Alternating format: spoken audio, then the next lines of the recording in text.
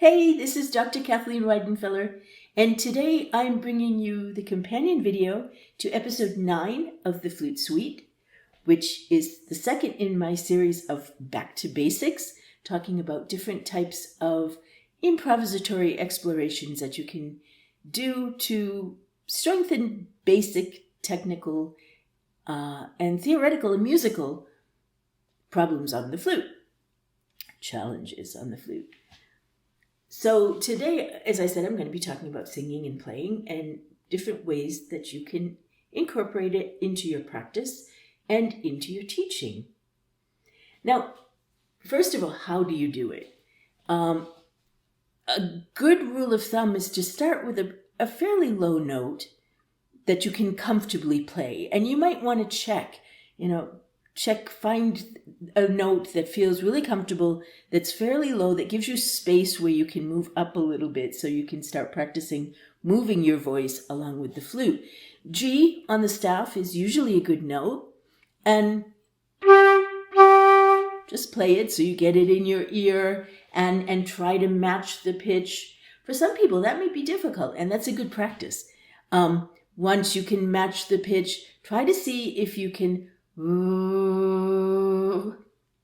sing the note with a flute embouchure and feel that you're blowing air at the same time. That's another spot that might be a little bit tricky. It might take a few minutes to get the idea behind it. When you can do that,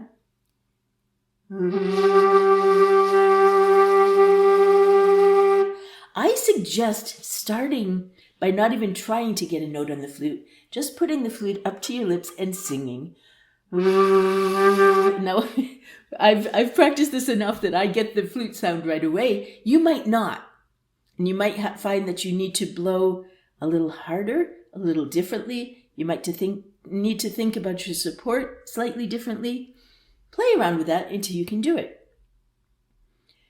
Once you can do that, see if you can move to the A while you're singing the G. So, now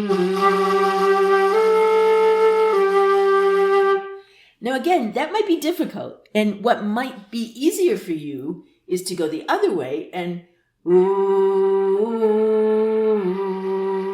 sing the two notes as you change. So,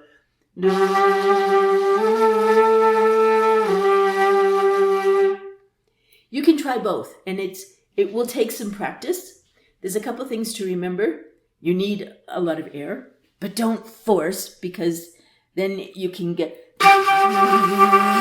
you'll either get too much flute sound or you'll get too much voice sound. Your throat will start to get sore. If that happens, take a break and come back to it later. Another thing to remember is that our vocal cords move a lot slower than our fingers can. So your fingers can move, do all kinds of wonderful things. Unless you're a trained coloratura soprano, you're not going to be able to come close to matching the speed of your fingers with your vocal cords. So give yourself time. You're going to be playing very slowly, especially in the beginning, but in general, you're going to be playing slowly when you're doing this. Once you can produce a flute sound and a vocal sound at the same time, there's all kinds of things you can do. You can use it as a color in improvisation.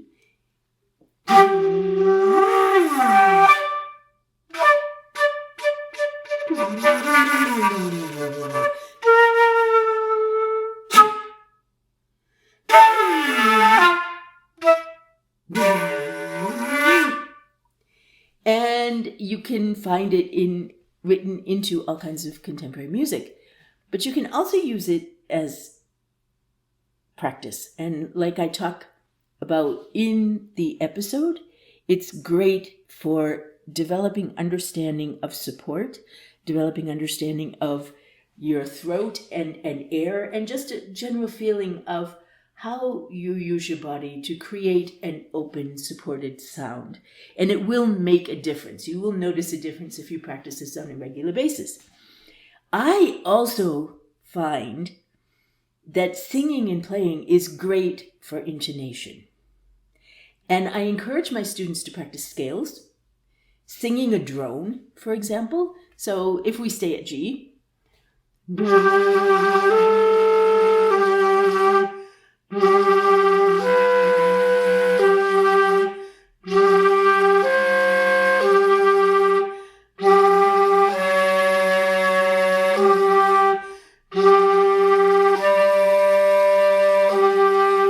and so on. And you'll hear the different tones, the third sound that comes from the combination of the two sounds that you're producing on the flute and in your voice. You'll hear them quite clearly in your head. It's an interesting sensation, and it's a little bit different than playing with someone else. You can do it that way, or you can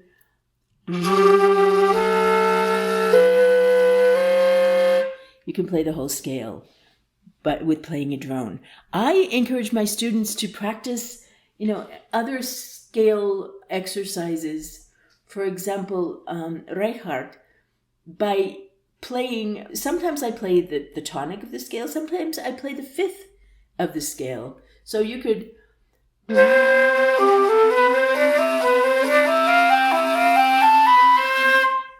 Or you could also play...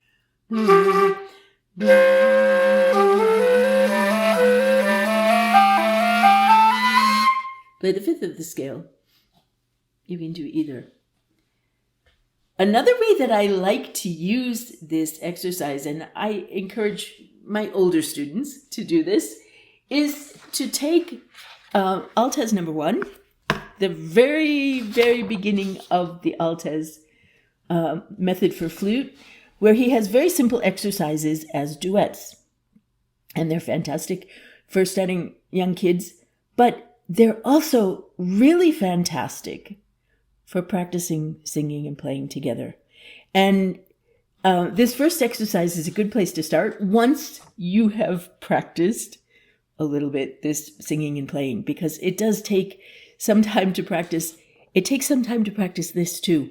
And you might need to practice the second part, which is the part that I sing, on its own for a while.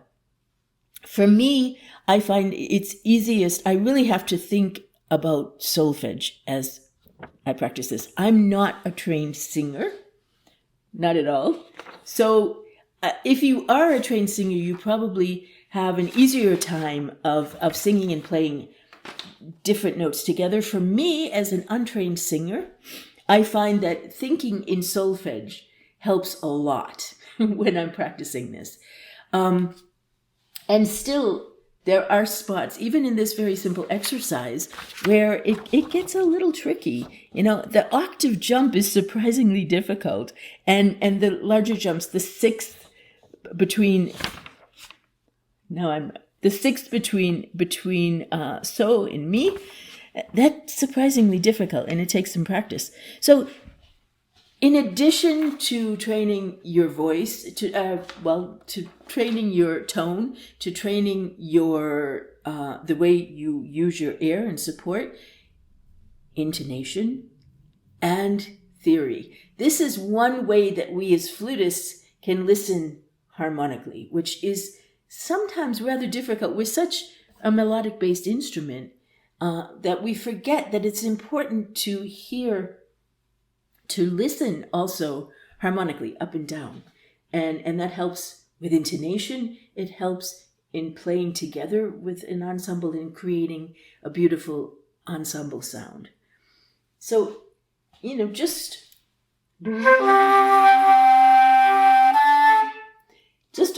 jump in and sing the bottom part and play the top part. And the first phrase of this is kind of easy because the singer is just singing do, is just singing C the whole time.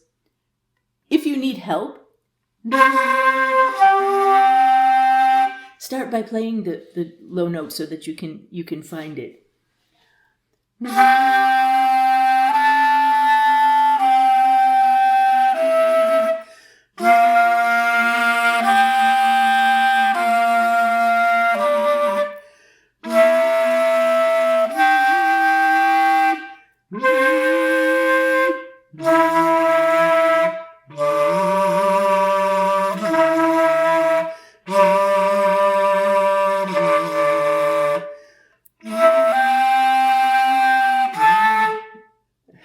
and I messed it up there. I actually played do rather than mi. So it takes some practice. It takes some. You really have to work on both parts.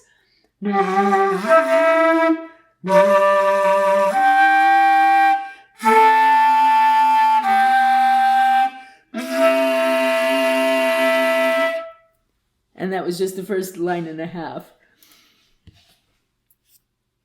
So sing and play. Do it as much as possible. Incorporate it into your regular practice session, and you will notice a difference in your tone. Using it this way with scales and playing different parts, you can also work on the phrasing of a melody in any piece that you're working on. And if you can sing it and play it together, you will notice a difference. You will notice a difference in legato. You'll be able to move more clearly between the notes. And that's another place that I find that this is a very, very beneficial technique to practice.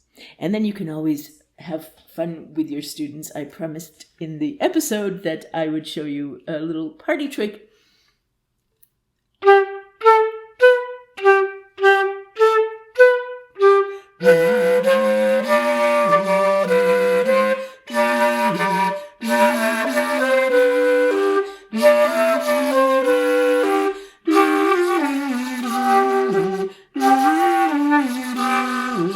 Ding, dang, dong.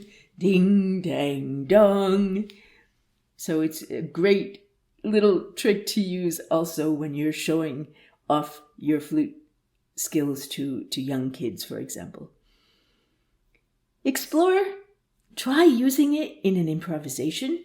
It's another color that you can add to your improvisations. You will find it used in contemporary music. And it's also a great tool for tone, intonation, and musicality. So have fun.